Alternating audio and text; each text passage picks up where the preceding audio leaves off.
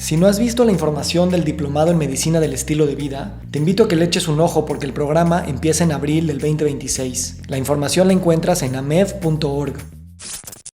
No somos, estamos siendo, porque todos cambiamos. Hay mucha gente que a mí me dice ahora, no puedo creer que tú seas así. ¿Cómo cambiaste de lo que eras a lo que eres? Pues porque no somos, estamos siendo.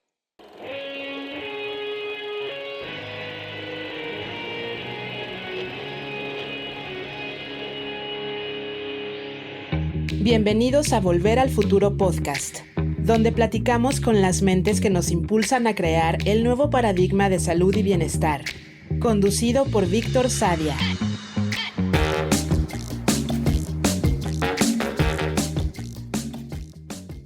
Alfonso Gómez Benet es ingeniero y ha trabajado en consultoría internacional y en grandes corporaciones tecnológicas. También ocupó posiciones directivas en el sector fitness, incluyendo la dirección de Smart Fit México, y actualmente es fundador y CEO de Planet Fitness México. A lo largo de su carrera ha combinado la construcción de empresas con un interés profundo en liderazgo, cultura organizacional y desarrollo humano. En esta conversación con Fon hablamos de cosas que a veces no da tiempo de poner juntas: liderazgo, infancia, empresa, perdón y reflexión. Hablamos de crecer en una familia de 8 hermanos marcada por la muerte temprana de su madre, de vivir los primeros experimentos Montessori en México y de pasar de la ingeniería y la consultoría a dirigir grandes organizaciones. Pero la conversación no se queda en la biografía. Poco a poco entramos en otras preguntas. ¿Qué forma realmente una persona? ¿Qué papel juega la reflexión en la vida adulta? ¿Cómo se construye la confianza dentro de un equipo? ¿Y por qué el perdón aparece cuando empezamos a mirar con más profundidad nuestra propia historia? Entre liderazgo, vida y filosofía aparece una intuición que atraviesa todo el episodio. Quizá no somos individuos aislados que se construyen a sí mismos, sino procesos vivos que están siendo constantemente en relación con otros. Muy buenos días, muy buenas tardes, muy buenas noches. Hoy nos acompaña Alfonso Gómez Benet. Fon, gracias por estar aquí. Ay, gracias a ti, Víctor, encantado. A ver, quiero ir a un episodio de tu vida que creo que fue muy importante para ti, para tu familia, para toda tu constelación. Y es que a los 8 años, me parece, murió tu madre. Si me pudieras platicar un poquito de cómo fueron esos momentos y cuál crees que sería el impacto principal que tuvo en esa primera etapa de vida para ti. Pues fue duro. Nosotros somos 8, bueno, en ese momento éramos 8 hermanos. 3 mujeres, un hombre, que era yo, 3 mujeres y otro hombre que era mi bendito hermano que nació para salvarme del matriarcado. Eh, Mi madre se interna en el hospital para una operación de rutina, ¿no? Se despide de todos nosotros uno por uno, beso por beso, eh, y ya no regresa. Entonces fue un shock muy fuerte para toda la familia, en particular yo creo que para mi papá, porque quedarse viudo con 8, yo me imagino ahorita tener 2 o 1 y no tener a mi mujer al lado, debe ser muy duro. Entonces, ella muere. Era una pareja muy linda, era una pareja muy amorosa, que se querían muchísimo, que hacían todo juntos, gente muy dedicada a la labor social y a predicar lo que ellos creían. Ellos trajeron Montessori a México, fueron gente como muy impulsora de cosas novedosas, ¿no? Y de cosas padres para educar y para cambiar el mundo. Eran unos soñadores, enamorados, felices. Yo me acuerdo de mi mamá. Claro, cuando alguien fallece siempre te acuerdas de lo bueno, ¿no? O te acuerdas más de lo bueno. Me acuerdo de mi mamá cantando, bailando, una mujer muy alegre y muy activa, decía que tenía un reloj de hombre para poder ver bien la hora porque lo quería aprovechar todo, ¿no? Entonces era una chava muy, muy productiva, trabajadora, y enamoradísima de mi jefe. Y lo mismo mi papá de ella. Entonces, imagínate el shock de quedarte de repente los 8 con mi papá, que además trabajaba full time. Pues tuvimos que hacer un chorro de acomodos en nuestra vida diaria para sobrellevar la situación, además del impacto de no tenerla a ella presente todos los días. Eso nos hizo ser una familia muy unida, o unos hermanos muy unidos, porque mi papá pues iba a la chamba y nosotros nos quedábamos con la ayuda doméstica tratando de de torear lo que la vida nos aventaba y cada quien en sus actividades y demás, ¿no? Pero sí fue un cambio muy importante que nos dio un refuerzo a la autonomía forzado, ¿no?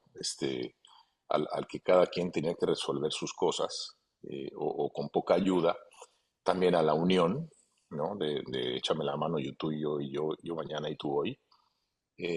Teníamos toda la casa repartidas las tareas de la casa, ¿no? En una hojita en la que se apuntaba quién hacía qué. Entonces era una familia, digamos, en ese sentido, muy funcional y muy estructurada y con mucha responsabilidad a muy temprana edad. Mi mamá murió cuando yo tenía 13, pero el más chiquito era Pablo, que tenía 2 y la mayor tenía 17. Entonces éramos pues, puros niños, ¿no? Una o dos adolescentes. Entonces sí fue un cambio radical. Y luego mi papá se vuelve a casar unos años después con una persona que pensó que podía ser un buen fit. Yo creo que mi papá se casó con el cerebro y no tanto con el corazón. Para empezar, pues ¿quién se anima a echarse un tiro de 8 hijos que no son tuyos, todos pubertos? Entonces mi papá se vuelve a casar y no nos funcionó. Y digo, estaba cantado el foul, ¿no? Estaba muy difícil que funcionara una cosa así con una persona que no había tenido hijos y que por mucha voluntad y valentía que yo reconozco que tuvo, y un gran amor a mi papá, pues se nos dificultaron la operación diaria, digamos, ¿no? Se nos fue complicando. Si a un adolescente que es tuyo te cuesta trabajo, pues a 8 adolescentes que no son tuyos, imagínate. Oye, Fon, gracias por compartir. ¿Y cómo vivieron el duelo? ¿Y cómo ese duelo, obviamente el duelo dura toda la vida y hay momentos más intensos, menos intensos? Me imagino que los duelos posteriores en tu vida ya mayor, siempre había esa semilla de ese duelo infantil. ¿Cómo dirías que como familia se vivió ese momento tan salvaje? Híjole, yo creo que eso es parte del duelo eterno, el no haber tenido un duelo profundo y yo diría, entre comillas, serio. Mis papás eran muy religiosos.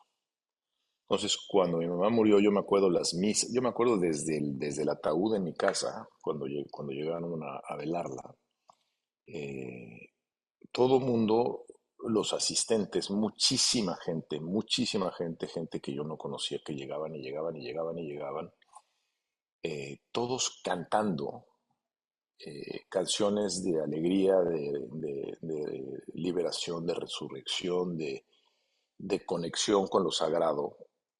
Y nosotros también, somos una familia además en la que, menos yo, son muy artistas.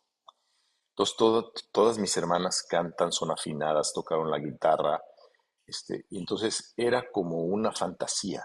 Para mí fue como una fantasía, todos, incluidos los amigos cercanos y la familia, cantando y con la guitarra y dando gracias. Y yo decía, pues, ¿qué onda? O sea, como que sí, por un lado me la creía, que qué buena onda que mi mamá hubiera trascendido de esta forma tan bella y tan cargada de amor, pero por otro lado yo no tuve un duelo así de chillar 3 días sin parar, ¿no? Había mucha distracción, mucha gente acompañándonos, todas las tías, me acuerdo de sus caras de ternura y de sus ganas de apoyar. Y yo francamente sentí que estaba como en un sueño. O sea, yo realmente nunca tuve un duelo así de estar solo, de chillar hasta desgañitarme, ¿no? ¿Te pasó años Entonces, después o no? me fue pasando gradualmente. La soñé durante muchísimos años que regresaba. Como que nunca fue un duelo, yo diría, como il faut, ¿no? Como debiese ser, por lo menos el mío. Y bueno, en mi caso, al ser el que estaba en medio, Pablito, pues ni cuenta se dio, él no se acuerda mucho de mi mamá. Yo de alguna forma pues era el hombre en medio de las 6 y pues las tres de arriba estaban juntas y las tres de abajo estaban juntas y yo pues con mis cuates o con algún pariente, pero no recuerdo haberlo vivido muy propiamente. Y de hecho eso sí, sí siento que es algo que me acompaña el resto de mi vida, ¿no? Siempre he sido una persona súper independiente, este, y, mi solidaridad con los hermanos no es una solidaridad de necesidad, a diferencia de otros hermanos que están muy cerquita porque los ves como que sin los hermanos no la libran. Y yo no, yo tengo una solidaridad enorme, pero no tanto por necesidad, por como que me fui curtiendo más independiente. Una de tus hermanas me dijo que en tu familia los hombres son muy maternales, Así es. que, y rastreó eso no a tu mamá, sino más a tu papá. Y dijo, él era muy maternal como hombre. Y creo que eso se conecta con esta solidaridad de la que hablas, porque es un cuidado materno, es un cuidado de energía materna.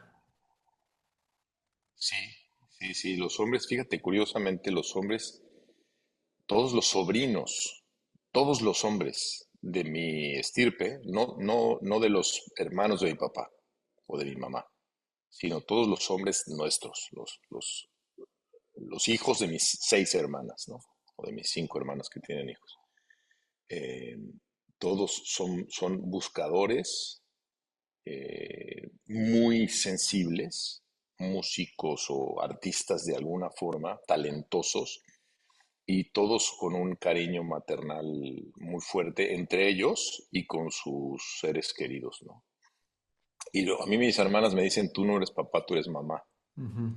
Eh, a mí me tocó un papá muy duro, así como mi hermana que te lo comentó puede recordar porque era muy chiquita, un papá más maternal. A mí me tocó, por ser el hombre mayor, un papá duro, Ujú. hecho a la española, en la que tú te lo ganas todo y aquí no hay nada regalado y tú pele maestro, Ujú. ¿no? Y estás solo y más te vale que hagas algo con tu tiempo y tu vida. Entonces, a pesar de eso, hay una maternalidad muy arraigada Ujú. en los hombres, ¿no? Qué Son, lindo, son gente muy sensible. Ujú. qué lindo. A ver, antes de irnos un poquito más adelante en tu vida ya académica, me llamó la atención lo de que trajeron Montessori a México. Sí, ¿Ustedes caray. estudiaron Montessori o cómo fue eso? Yo soy la primera generación Montessori en México. Órale. Somos un grupito muy chiquito de los primeros experimentos de Montessori en el país.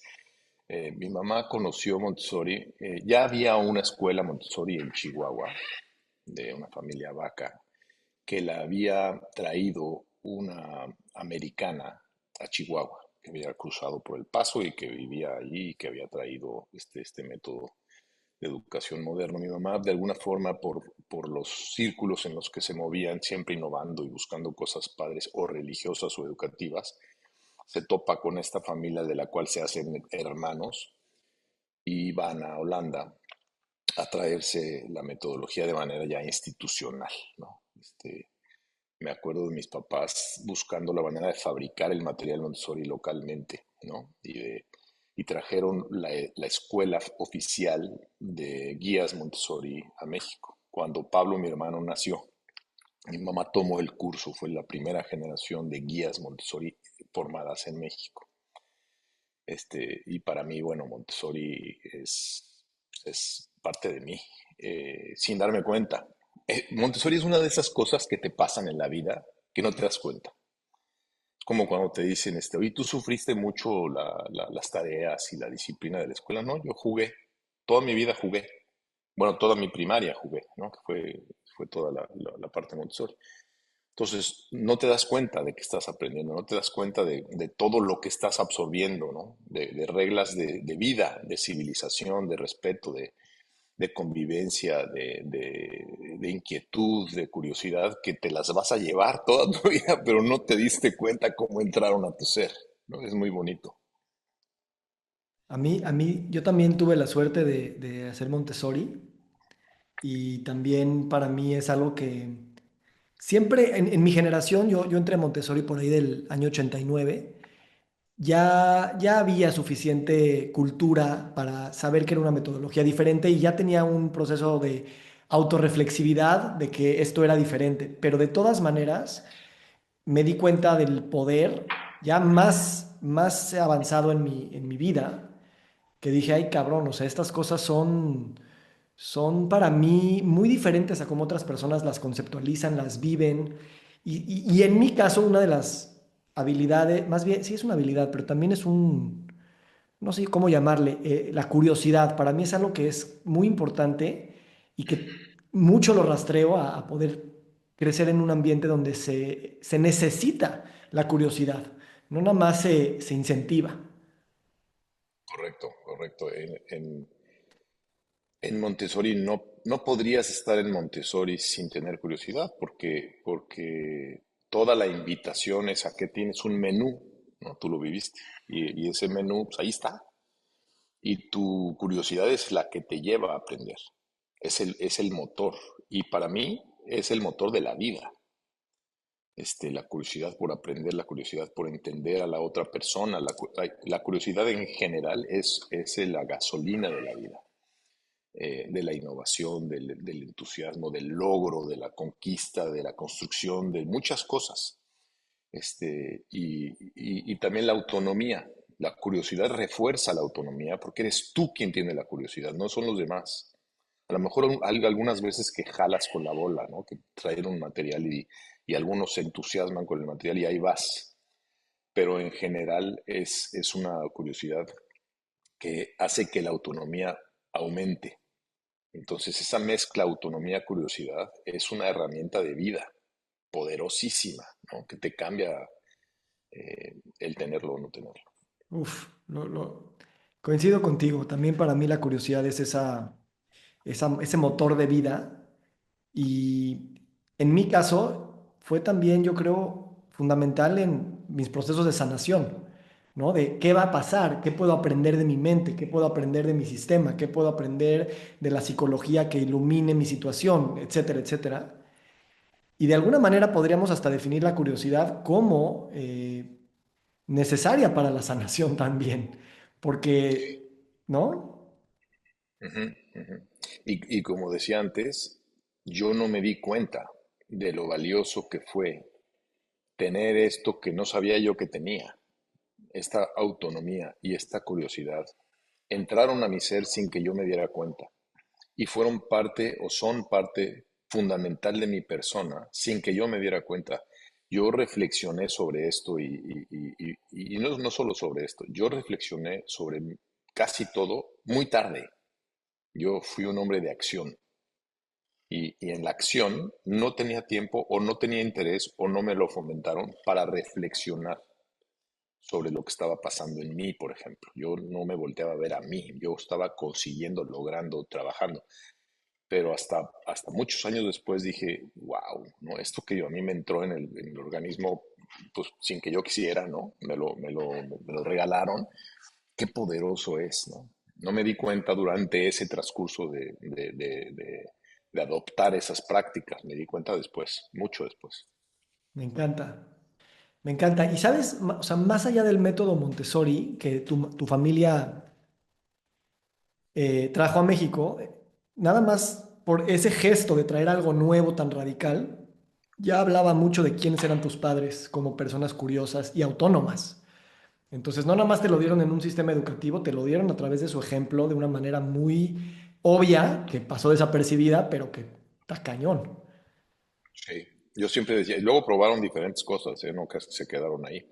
Yo siempre le decía a mi papá de broma que lo que él quería era ahorrarse la escuela, que éramos muchos. Entonces, Oye, mientras más metido estuviera, es una gran decisión de negocios, de presupuesto familiar. sí, con 8 ratones estudiando, es lo Oye, que él quería, ahora, pues. justo hablando de eso, llega la edad de estudiar y literalmente te clavas en el estudio y creo que eres ingeniero y de ahí se abrieron muchas perspectivas, casi como si era de libro, o sea, la generación de baby boomers, de decir, la escuela es tu objetivo para poder conquistar el mundo. Creo que en tu caso sí hubo eso mucho, pero lo percibo en una entrevista que te escuché, como que también te diste cuenta que sí estaba cañón, o sea, lo que podías aprender para vivir, para trabajar, y que creías mucho en la academia, no sé si como un fin en sí mismo, pero sí como un medio poderoso. Sí, sí, sí, yo estudiamos toda la vida en escuelas pequeñitas, ¿no? Educación activa y en este tipo de experimentos, digo yo, ¿no? Yo fui la primera generación de muchas cosas. Este, y cuando terminé la prepa en una escuela chiquita, dije, yo quiero ir a la UNAM, ¿no? Además nos inculcaron, también sin darnos cuenta, un enorme amor por nuestro país, ¿no? Mis papás los dos son de descendencia española, pero ni se nota, ¿no? Nosotros somos mexicanos de Chile, ¿no? De mole y de chilaquil. Eh, Muy amantes de nuestro país. Entonces yo dije, yo quiero ir a mi país, yo quiero salir de la burbuja e irme a la mejor academia de mi país, ¿no? Que además era gratis prácticamente, ¿no? Entonces yo soy orgulloso pagador de mi propia carrera porque pues costaba muy poquito. Era difícil entrar, como lo sigue siendo, pero entré a la UNAM y se me abrió el país. Bueno, se me abrió la diversidad, la, la mediocridad y la excelencia en el mismo lugar, ¿no? Porque tienes a los porros o a la gente que quiere navegar la carrera y tienes a los mejores investigadores, los mejores profes y luego trabajé en el Instituto de Ingeniería. O sea, sí, sí se me abrieron los ojos en ese sentido de la potencia de una buena educación, ¿no? Y curiosamente, fíjate qué chistoso, estudié con un enorme sueño de traer la innovación de ingeniería electrónica y de computación a México. Y tuve un par de chambas en eso, ¿no? Y trabajé, te digo, en el Instituto de Ingeniería haciendo investigación y cosas muy padres como para traer cosas a México. ¿Y por qué México no puede ser un Corea o un Japón? Con ese sueño, además de juventud, de impulso eh, y curiosamente, muy poquito tiempo después dejé de tener nada que ver con la ingeniería. La ingeniería me dio cosas que usé y que sigo usando, pero, pero no, nunca fui un ingeniero como tal, ¿no? Cuando tú te imaginas un ingeniero, pues te lo imaginas con su pluma en la bolsa y su regla y midiéndolo todo. Yo no, tengo la mentalidad de resolver cosas y de ingenio, sí, pero nunca fui después de un par de o 3 o 5 años de un ingeniero como tal. Me dediqué más a los negocios y a otras cosas. Y era muy claro para ti volverte empresario. Me imagino que era como algo también que no te cuestionaste y que ibas para allá. Sí, y fue mucho en contra de mi papá, fíjate. Bueno, yo me fui de mi casa muy chavo, eso creo que no nos lo brincamos, pero yo me fui de la casa muy chavo, por este ambiente enrarecido que vivimos como núcleo de hermanos con una mamá que no era nuestra, que intentaba hacer lo mejor que podía y no pudo mucho. Entonces me fui muy chavo y me fui peleado con mi papá porque para él fue una traición, ¿no? Y para mí fue un escape, yo ya no podía más.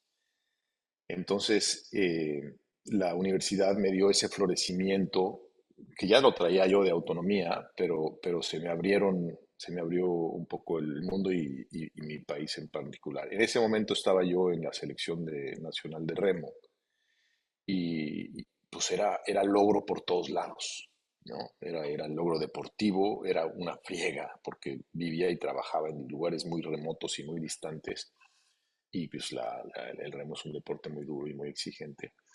Entonces fue una época de mucho crecimiento individual. Yo digo que ahí es donde yo me sembré a mí mismo. Ahí me sembraron a mí el Montessori que te siembra a ti mismo. Pero ahí fue donde yo empecé a trabajar conscientemente por mí, por salir adelante. Y por eso la academia tuvo su importancia y el trabajo, la academia y el trabajo. Y mi papá nunca fue empresario, siempre fue empleado. Y una persona muy conservadora y como con mucho miedo. Cuando yo me fui de mi casa, mi papá no podía dar crédito que un chavo de esa edad pudiese decidir, pues yo ya soy independiente y me voy. Tampoco pudo entender muy bien por qué dejaba yo un trabajo estable y me iba de maestría y dejaba todo, ¿no? Tampoco pudo entender por qué me casé tan chico y dejaba todo. O sea, para él era estar agarrado de algo que tuviera mucho largo plazo y que tuviera, porque así fue él, ¿no? Y yo al revés, ¿no? Yo lo que quería era un poco la onda montessoriana, ¿no? Pues a salir y a conocer y a agarrar otro material y arrancar. Entonces empecé muy chiquito a tener negocios, ¿no? Yo tuve mi primer negocio, traíamos computadoras Apple a México a mis 18 años en la carrera. Entonces siempre fui muy emprendedor, y tuve esa iniciativa de ser empresario. Y luego también fuiste empleado, pero de grandes corporaciones en varias partes del mundo, ¿correcto? Sí, tuve la fortuna de poder irme de maestría, conseguí algunas becas y medios para irme a estudiar y me fui a echar un MBA a ESADE en Barcelona. Y eso me abrió el mundo en su sentido geográfico. Entonces empecé a trabajar en una consultora grande que hoy día es Accenture en Barcelona, en la que tuve oportunidad de viajar a muchos países y siempre te venden como el experto. Entonces yo me volví el novato experto en todo, ¿no? Te decían, ahora tú vas a hacer un proyecto de Just in Time en esta fábrica de cables y estúdiale porque el lunes entras, ¿no? Pues estudiar Just in Time para poder implantar esas cosas. Entonces eso en diferentes países, ¿no? Tuve un proyecto en Ginebra, tuve otro proyecto en Londres, tuve proyectos en Madrid, en Barcelona. eh, pues te avienta al mundo con las herramientas que traes y te tienes que preparar. Entonces eso como que me dio mayor consistencia en la preparación y en el estar bien armado. De Barcelona regresamos a México, ahí nació mi primera hija, Clau, que es mi tesoro, bueno, uno de mis grandes tesoros de la vida. Regresamos a México y luego tuve la oportunidad de volver a salir años más adelante. Nos fuimos a Nueva Zelanda con mis hijos ya adolescentes y luego en Estados Unidos. Entonces, como que y una de dos, o haciendo empresa propia o trabajando con éxito en una grande en la que iba subiendo de nivel. Fui director general de Dell, estuve trabajando muchos años en EDS, una empresa que luego compró Hewlett Packard, y siempre tratando de ayudar a las empresas a ser mejores y a ser mejores en los dos sentidos. Y intuitivamente, fíjate qué chistoso. Hoy estoy muy metido y me encanta el trabajo en equipo y el fomentar un equipo de altísimo rendimiento. En aquella época lo que yo quería era hacer a las empresas mejores, con procesos básicamente y con tecnología. Sin embargo, en el background de todo ese esfuerzo traía yo y varios de nosotros un esfuerzo por lo humano, una, una tendencia clara por tocar las fibras de las personas para conectarlas, unirlas, entusiasmarlas.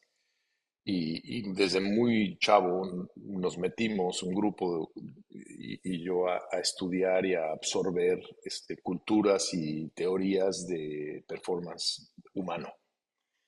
Y eso, como que también sin darme mucha cuenta, pues sí le fui sacando jugo y yo me considero hoy especialista en dos cosas. Una es en crear equipos de alto rendimiento humanos y dos es en materializar el alto rendimiento, en tener la cultura, el foco y el ritmo para que las cosas cambien, que tiene mucho que ver con el equipo, pero también tiene mucho que ver con tu actitud ante los retos, ¿no? Disciplina, constancia, pero también ritmo, cadencia, foco, dejar de hacer cosas que no te están acercando a tu propósito y hacer aquellas que sí te acercan a tu propósito. Entonces, Me gusta. es curioso cómo te vas desarrollando porque ni cuenta te das, ¿no? O sea, exacto. O sea, leo tres cosas. El equipo, la claridad, el foco, la estructura y el líder. El que tiene que tener un trabajo para poder sacarle lo mejor a las adversidades. Ok, Correcto. tenemos mucho de qué hablar ahí. Una persona que también es conocido de los dos, me dijo que tienes una práctica o tuviste alguna vez una práctica en algún negocio en el que en medio del día te ibas a sentar a un lugar en medio de la oficina a reflexionar sobre tu día, a la mitad de tu día, enfrente de los ojos de todos, con la idea de que el líder siempre está siendo observado y si en ese momento encontrabas algo que no habías hecho bien, una palabra de más, un elogio que te faltó dar, corregías en ese momento y públicamente lo decías. Algo así, así me lo describió y yo dije, wow, es una práctica no nada más empresarial. Sí, sí, sí, es verdad. A mí me gustan los espacios de trabajo abiertos donde todo el mundo se entera de todo y el trabajo muy cercano, con mucha confianza. Entonces, me gusta las mesas de vikingos, así le llamo yo, donde todos estamos comiendo en el mismo lugar y si me llama mi mujer enojada, todo el mundo se entera que mi mujer me llamó enojada, ¿no?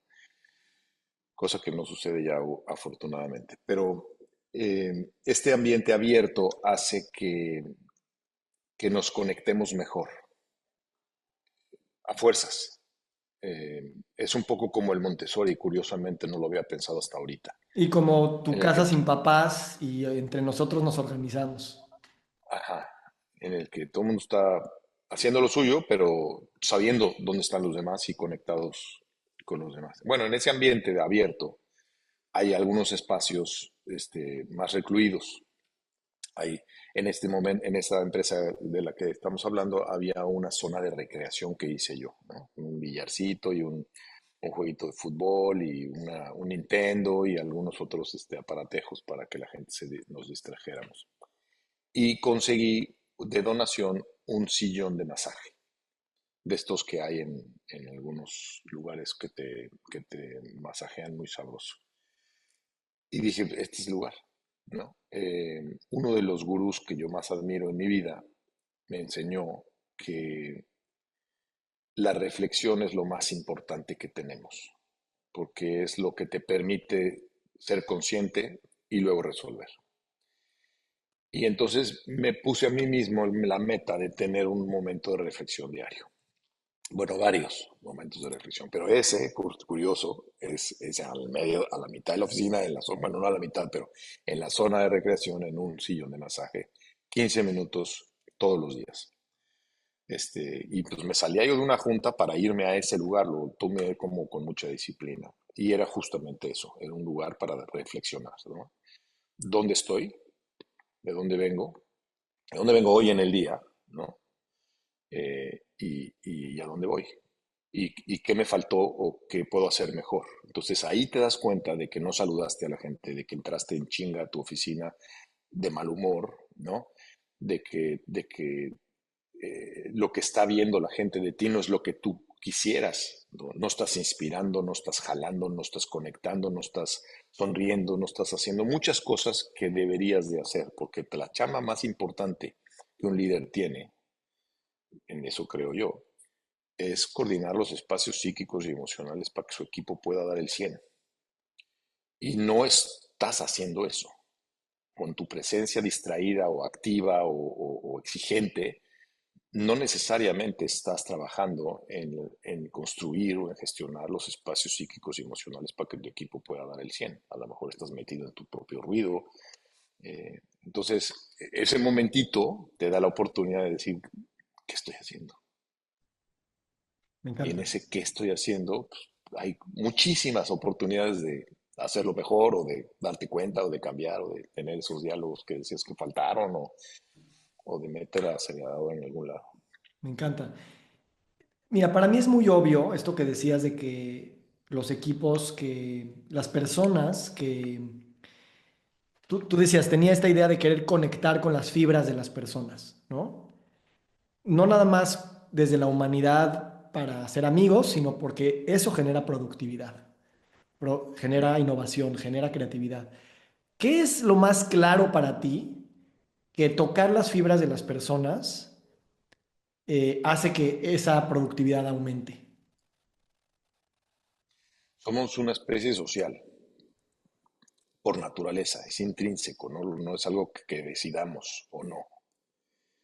A todos los seres humanos del planeta nos importa y nos mueve el amor, a todos, hasta los narcos, el amor de su mamá o de su amante o de quien sea, ¿no? Por lo tanto, esa interacción humana para todos tiene un valor superior a muchas otras cosas. El chiste es atesorarla y administrarla y sacarle el jugo. El logro colectivo, para mí el logro colectivo tiene 10 veces más valor que el logro individual. Y todo logro individual trae un logro colectivo disfrazado. No hay nadie que sea exitoso en lo individual que no le deba solidaridad, apoyo, lunch, despertar en la mañana, llevarte a las clases. No hay nadie que pueda decir yo lo hice completamente solo. Mentira, ¿no? Siempre hay un equipo de apoyo. Entonces, el logro colectivo es un alimento de superación personal mágico. Y si es colectivo es más mágico, porque no solo es tu logro, sino que la gente que está a tu alrededor también está logrando. Y se está co-construyendo un triunfo que alimenta el que sigue. Entonces, para mí, esa actitud de vamos a lograr juntos es valiosísima. Y es más valiosa cuando pones el nosotros por encima del yo. Es muy Cuando interesante porque yo ahora estoy haciendo mi tesis de doctorado en filosofía y tanto en biología como en filosofía política, en ciencias políticas, llevamos hablando como si el ente de estudio es la célula en biología y el ente de estudio en las ciencias políticas es el individuo. Pero lo que ahorita se está reconstruyendo es esa condición de individuo. Realmente no existe un individuo, como tú ahorita lo dijiste. O sea, tú siempre estás constituido por las relaciones que te dan leche en la mañana y prenden la luz de la calle y de tu casa, y que aunque tú quieras llevarte el crédito de soy autónomo o soy independiente, no estarías vivo porque estás co-construido de inicio por la colectividad. Entonces, esa correcto. idea de individualismo es más una ficción porque no existen individuos. Realmente no pueden vivir. No es de que viven, crecen y luego firman el contrato social y a mí me conviene respetar las reglas para que podamos vivir en armonía. Es que si no las estaba yo desde un inicio respetando esas leyes, no habría un yo que se llame yo. Correcto. Y hay otro concepto precioso de mi mismo gurú que habla del nicho ecológico y te habla desde el punto de vista biológico. Los entes biológicos tenemos un nicho ecológico. Es el nicho en donde la espora se anclía ¿no? Donde la mariposa surge o donde es el nicho que crece contigo. No te das cuenta. Es el zapato que te queda perfecto porque lo has usado 10 años. Yo tengo varios de esos, ¿no? Este, y otra decisión importantísima del hombre y de la mujer es decidir a qué te aferras. Hay gente que se aferra al ego, al estatus, a la oficina de la esquina, al país, a la mujer, a la familia, a la pareja, ¿no? Y, y no está mal. Lo que no está bien es no darte cuenta de a qué te estás aferrando, ¿sí? Porque si eres consciente de a qué te estás aferrando, todo lo demás puede cambiar. Y no te importa que cambie, porque tú estás en tu nicho ecológico. Te puedes estar aferrando a tus hermanos durante la infancia, te puedes estar aferrando a tu escuela. Lo importante es darte cuenta de a qué te estás aferrando para que no te pase que pasen los años y digas, ching, me quedé aquí aferrado a mis hermanos cuando te podía haber tenido una vida preciosa con otras cosas, ¿no? O con esta pareja, o con esta escuela, o con este país, o con la conciencia de a qué me estoy aferrando, de cuál es mi nicho por elección, no porque me tocó. Este es el nicho que yo elijo. Entonces creces con ese y le sacas mucho más jugo y lo nutres y haces cosas más padres. Claro, me encanta ese concepto y se acerca a algo que te quería también preguntar, que es el tema del perdón, porque si te vuelves consciente de tu nicho, y no nada más quieres regresar al nicho, sino que quieres coevolucionar con el nicho, como por tanto tiempo no te diste cuenta, normalmente somos lastimados por las personas más cercanas y lastimamos a las personas más cercanas, no por malos, sino porque cada quien está viviendo una vida y enfrente del otro tienes una persona que también está haciendo la suya y ¡pum!, hay un choque.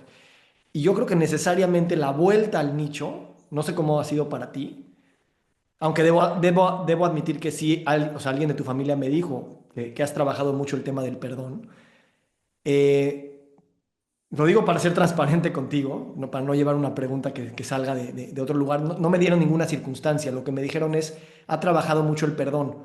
Y veo que esa idea de regresar a tu nicho para evolucionar es necesario el perdón, el perdonar y el pedir perdón. ¿Cómo tú has trabajado ecológicamente con el perdón y lo has visto trabajar de maneras mágicas cuando está uno dispuesto a capitular y también a soltar, no nada más a decirte, te pido perdón para que me reintegres, sino para yo continuar vivo necesito al menos perdonar y al menos tal vez solicitar un perdón? No tengo más historia, ¿eh? Lo digo porque Mm, conceptualmente creo que es ujú. muy rico esta idea. Sí, como comentaba antes, Víctor, yo fui un chavo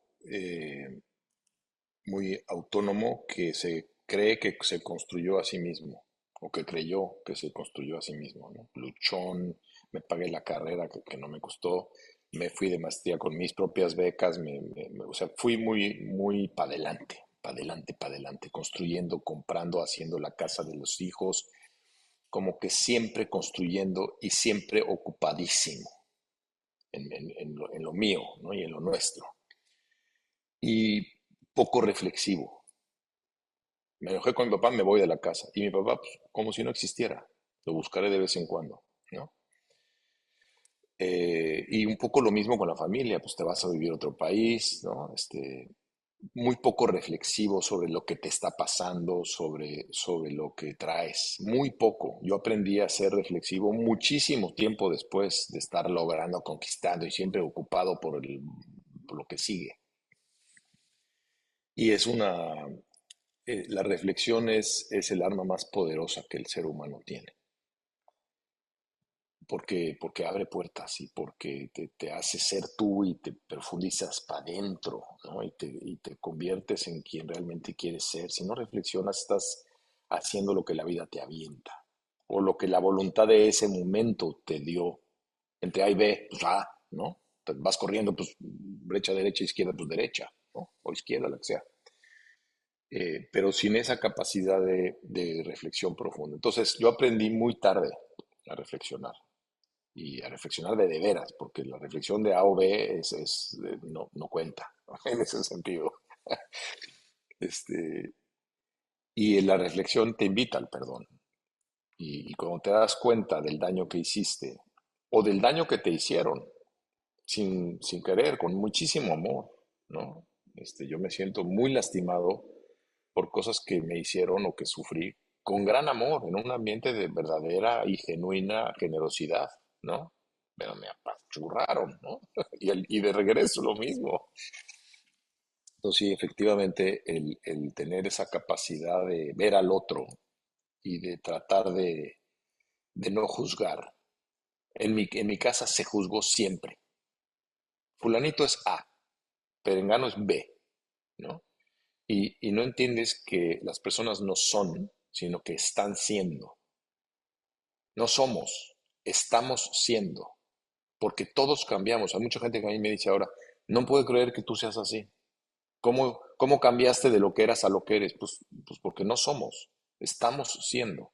Y a mí me tocó estar siendo un egoísta, construyéndome a mí, y luego me tocó estar siendo un papá amoroso, que le criticaban de ser mamá, no, bueno, le aplaudían, ¿no? Porque está siendo. Y en el perdón te das cuenta de lo que estás haciendo. Y en la reflexión que decía antes, ¿no? Te das cuenta de lo que estás haciendo. Este mismo gurú me decía, la frase más importante en mi vida fue cuando mi mamá me dijo, Humbertito, te das cuenta de lo que estás haciendo. Porque entré a la alfombra con los pies mojados. Si te Sí, das cuenta de lo que estás haciendo, puta, tienes el poder de cambiar y de empujar y de muchas cosas. sí. Sí, ahora te iba a preguntar, pero ya lo delataste a Humberto Maturana. Ah, pues ese es el gurú del que estoy hablando. Sí, hasta que no dijiste Humbertito. Me encanta. Y sí hay muchas, hay mucha Sí, es un gran gurú, realmente. Eh, A mí me tocó trabajar con él de cerca. Eso Bueno, me trabajar, encantaría que me platicaras. me tocó recibir su sabiduría. Yo he tenido grandes gurús bien padres que me han dado unos regalazos. Uno de ellos, Humberto. En SmartFit, que es una empresa de la que yo aprendí mucho, el fundador, que es una persona que admiro mucho, estaba también siempre inquieto por leer y conocer y demás, y se encontró con Humberto Maturana, a quien invitó a participar en la creación de la cultura de la compañía, y yo pues me enamoré de este señor. Con el nicho ecológico y con todos estos temas de biología social, ¿no? De sociología biológica, ¿no? Este, en la que conectas lo más profundo de nuestro DNA como animales y como personas al tema sociológico y de interacción humana. Él decía una frase que me encanta, que decía, escuchar es buscar activamente los criterios de validez del otro. Buscar activamente es preguntar, estar inquieto, no ser. Eh, Entonces, tuve esa gran fortuna, hicimos 3 o 4 seminarios, fueron 3 o 4 años de mucha actividad con él y de lectura y de trabajo nos dejaban tareas y luego yo me quedé con el contacto de Matrística, que es la escuela que él fundó con su socia y seguimos trabajando, ¿no? Humberto, pues desafortunadamente se nos adelantó hace que como 4 o 5 años, pero pues dejó una huella en mí por lo menos muy profunda. Sí, aquí está. Oye, el día que yo te conocí fue en tu casa en Valle. Yo venía a dar un especie de taller a tu círculo de hombres. Y lo que me llamó la atención, y más que la atención, me dejaste una huella emocional fuerte, porque fue una presencia tuya que estabas ahí en silencio, o sea, estabas ahí escuchando, estabas buscando estos criterios de validez, con paciencia, con calma, no nada más sabiendo que este proceso era sagrado, sino precisamente era una presencia que pasivamente estaba sosteniéndolo, porque yo era el que hablaba, pero en tu silencio y en tus pocas palabras que compartiste, estaba siendo demasiado activo, ¿no? Y eso es una manera que yo creo que mucho de tu trabajo en liderazgo tiene y que a veces creo que no existen todavía los vocabularios para nombrar este tipo de cosas que no son... eso no se puede todavía enseñar como una doctrina de tienes que ser así, tienes que callarte, pero a los 5 segundos intervienes. Porque una mueca, un respiro, un voy al baño, cambia. Y es una intuición que se va haciendo que a veces, y tal vez estoy cambiando mi enfoque, nada más quería reconocer ese momento que sembraste en mí con mucha humildad, me hiciste sentir a gusto en ese espacio y que ahorita podemos hablar del grupo de hombres que creo que es increíble, pero en términos de liderazgo, ¿cómo tú transmites estas ideas, cualquiera que sean, no nada más desde la mente racional, sino desde, yo creo que como Humberto cultivó en ti, que te dio muchos conceptos, te dio mucha, o sea, la manera en la que explica es fascinante, pero abajo, atrás de las palabras hay algo que por eso te enamoras de él y no te enamoras nada más de su filosofía, Ujú. que es tal vez lo mismo, pero ¿cómo tú tratas de verbalizar estas habilidades, conocimientos de liderazgo sin banalizarlos y sin volverlos un manual, como normalmente sucede en las escuelas de liderazgo de haz esto, haz esto, haz esto, que sí sirve, pero aquí hay una cualidad, yo creo, que no se puede nombrar o no sé. ¿Cómo lo ves? Ujú. Para mí, la confianza es la raíz. Y en todo mi trabajo de liderazgo o de formar equipos de muy alto desempeño, porque he formado equipos de muy, muy alto desempeño, todo parte de la confianza.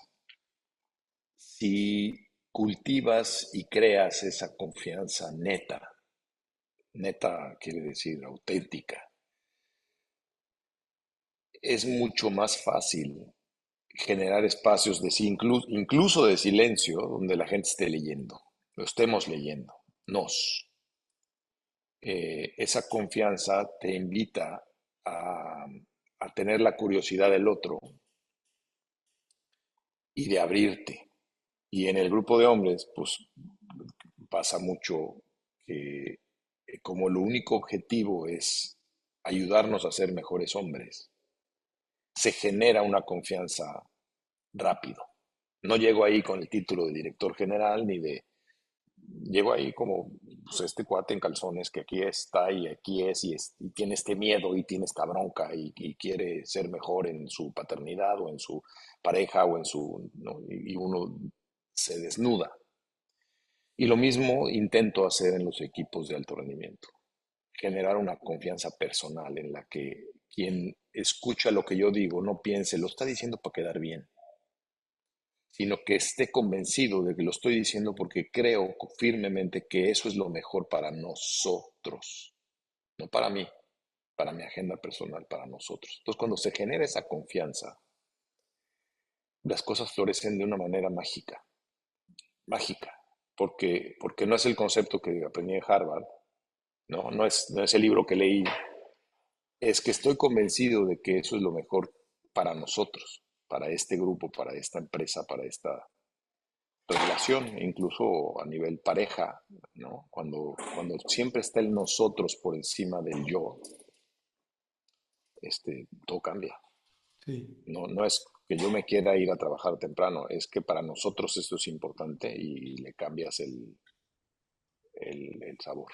Sí, creo que es muy significativo que como ingeniero, digo, dentro de todas tus descripciones que tienes, uses tanto la palabra magia, ¿sabes? Sí, Porque sí, sí, creo que yo eso apuntaba, es mágico al grado de que lo mágico parece inexplicable, es inexplicable, por eso se llama magia. Y creo que confiar en esa magia, no nada más confiar entre nosotros, confiar en que esa magia somos nosotros, esa magia existe, esa magia es, esa magia nos tiene aquí, y no el mérito, no el trabajo, no el compromiso, no la disciplina, que todo eso sí, pero ya tenemos la magia de la vida, ya tenemos la magia de lo que sucede, aún a veces a pesar de nosotros, hablando de las cosas que aprendemos sin saber que las aprendimos como también una estrategia. O sea, confiar en la magia también es una estrategia cuando está acotada con estas maneras de presentarse al mundo, con esta disciplina de decir, ah, a las 12 me voy y me siento en ese sillón, para dejar que la magia pase o para dejar que la magia siga su camino. el, hace poquito estuve en un retiro de esos que voy muy seguido, en el que hablábamos de la magia. Y qué curioso que me lo hagas notar que estoy usando esa palabra más seguido, porque me impactó mucho varias cosas que aprendí sobre la magia. La primera es que la magia es un arte, una ciencia, un ancestral, anterior a la medicina, anterior a la religión, en la que el chamán, el sacerdote, el que te conecta con lo supremo, cura, conecta, y los rituales, los símbolos, pues de ahí viene todo, de ahí vienen todos nuestros aspectos sociológicos vienen en su raíz de la magia, de esa magia que es anterior a la medicina, que en la que la hierba quemada, frotada en la rodilla te quita el dolor, ¿no? Es la medicina y la religión, en la que te conectas con lo supremo, te inspiras, te iluminas, te trabajas para ser una mejor parte de tu especie, ¿no? Este, y bueno, a mí, ahora que ya estoy ruco, pienso que mi vida ha tenido mucha magia. Este, ¿no? Y soy producto de un montón de cosas que me gusta pensar que yo hice, pero que en realidad no hice yo. Ok. Se me cayó un audífono, déjame recogerlo. Sí, sí, de hecho se cambió el audio. Si quieres, y es que sí, o sea, creo que últimamente a mí eh, en mi mente racional, en mi mente controladora, cuando estoy en esos lugares, cuando estoy siendo más desde ese lugar, hasta me enojo conmigo en perder mi confianza en la magia, en perder mi confianza en que igual eso siempre está ahí y yo soy el que tengo la ilusión de que estoy Ujú, controlando las cosas. ujú, Y mágicamente, reconfiar en la magia hace que las cosas que haces para controlar, dirigir, mover procesos, mandar mails, lo que sea, sean más creativos, sean más curiosos, sean más efectivos. ujú, Y es una danza difícil de transmitir porque pues no es una metodología, ujú, es una confluencia de experiencias y de vida que la experiencia me permite confiar en que eso existe y en intentar repetirlo. ujú. No repetirlo, Y, dejar que suceda. ujú. Sí, honrarlo. La gente que nos creemos que nos hicimos a nosotros mismos, como mi caso en el que yo pensaba eso durante muchos años de mi vida, no te das cuenta de que por algo suceden cosas. ¿Por qué llegó Víctor Sadia a mi vida en ese momento, ese día en el rancho, ¿no? O por qué se me apareció esta mujer, por qué mis hijos son como son, por qué me late o no me late algo. ¿Eh? Es la magia. Ahí hay algo superior a nosotros que, de lo cual no somos conscientes a menos de que queramos ser conscientes y aprender a respetar, honrar, incluso utilizar con esa confianza que dices tú, ¿no? Voy a confiar, las cosas se me van a acomodar. A todos nos han pasado cosas horribles, ¿no? O cosas inesperadas y que luego dices, mira qué bueno, ¿no? Se me abrieron estas puertas. No sé Sí, cómo explicarlo, pero sí es algo que hay que reconocer, honrar y si puedes, usar. sí. Pues estamos acercándonos al cierre. Se quedan algunas cosas abiertas que ya habrá otra oportunidad para continuar por ahí. Creo que esto lo puedo dejar como una reflexión que nos abra al siguiente tema que podremos continuar en otro momento, que tal vez es el tema del capitalismo consciente, que involucra muchas de las áreas de liderazgo y de la manera de vernos como empresarios para crear empresas y sistemas de capital más conscientes de lo que es hoy. Para entrar a eso, recupero un concepto de Maturana que hablaba mucho de la autopoiesis, ¿no? De que tú te creas a ti mismo. Y también decir, ¿no? Que el individualismo que se vivió en el siglo XX en Occidente, mucho en contraposición al comunismo que se quería combatir, Instaurar. ¿no? Con toda la Ujú, sociabilidad. Claramente es un discurso muy poderoso decir, yo puedo, voy en contra, yo gano, y yo creo que eso es valiosísimo, ¿no? Como afirmación del yo y como responsabilidad del yo para crearse. Y sin embargo, si ese discurso individualista se perpetúa como ahorita se ve, tanto a nivel individual, de que nos creemos todos que somos nosotros los que nos hicimos, y a nivel colectivo, de que aquí cada quien tiene que ver para su propia beneficio, nos lo vamos a destruir, ¿no? De muchas ujú, maneras. ujú. Entonces, hoy yo empiezo a usar mucho el término de simpoiesis, que no hay realmente una autopoiesis, toda autopoiesis es simpoiética, aunque hay cosas del individualismo que funcionan, que se definen, que generan cierta fricción generativa, pero que últimamente somos simpoiéticos y que siempre es la colectividad de células, bacterias, árboles, personas, primos, tíos, y la gente de tu colonia y la gente de tu país que estamos simpoietizándonos Ujú. en esta vida, en esta magia que a través de lo que decimos, a través de lo que hacemos, pues ya veremos en qué dirección estamos yendo, pero queda hoy claro de que hay muchas direcciones que no nos gustan y que simpoéticamente tenemos que reconfigurarnos, pues para cambiar algunas cosas, ¿no?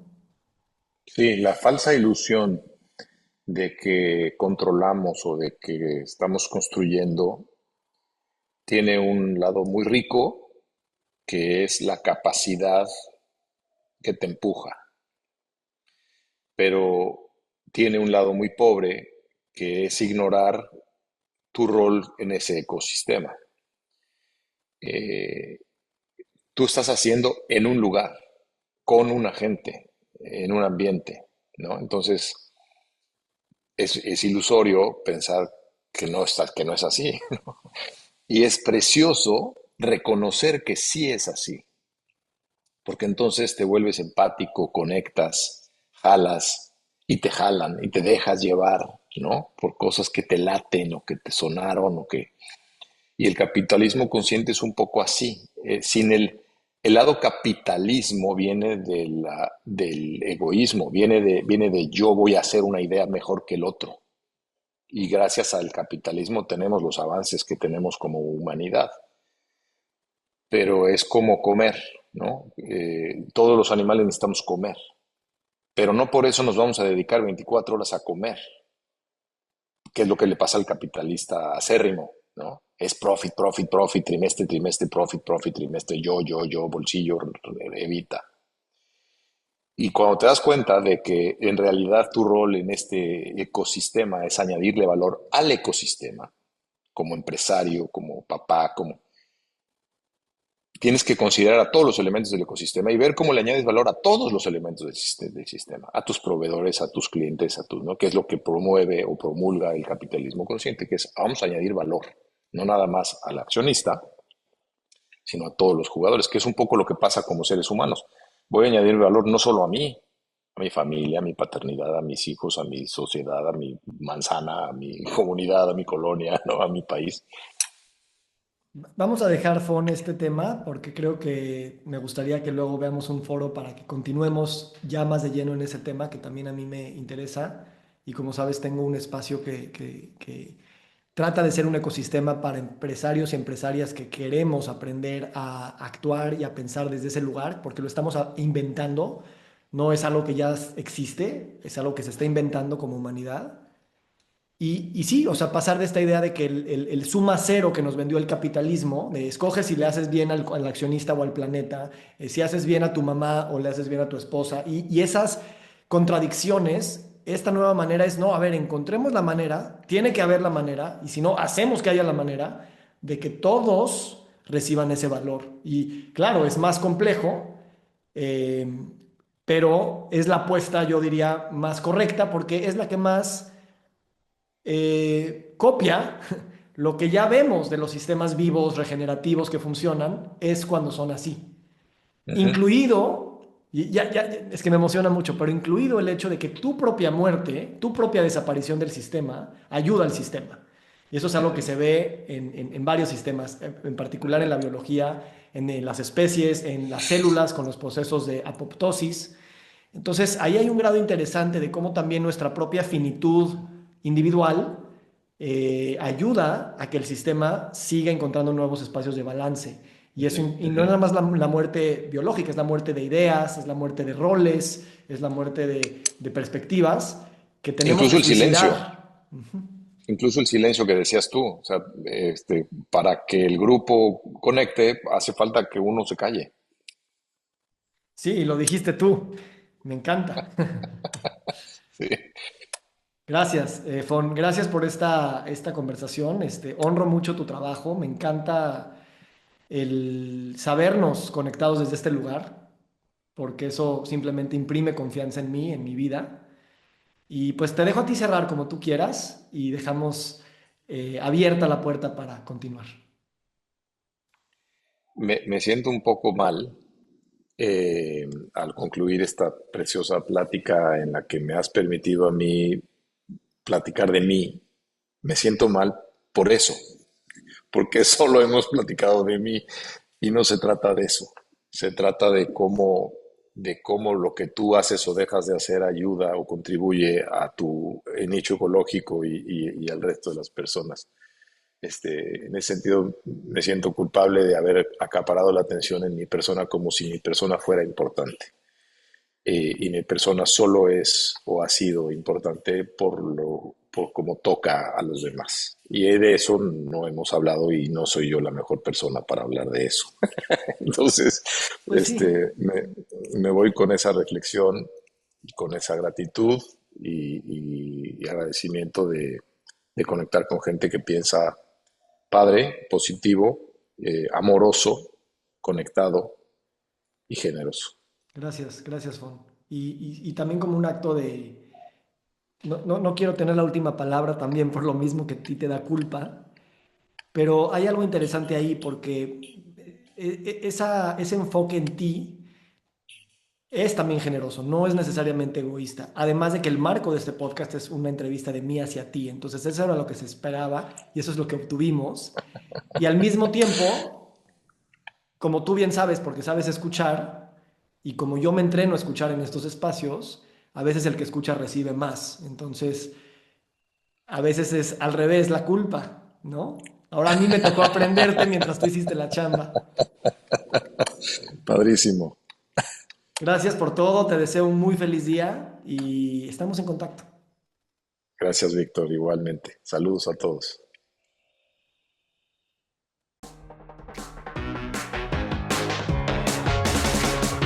Nos encantaría recibir tu retroalimentación de estos podcasts para continuar generando contenidos que te sean útiles e interesantes. Si puedes, déjanos un comentario en la página web victorsaadia.com.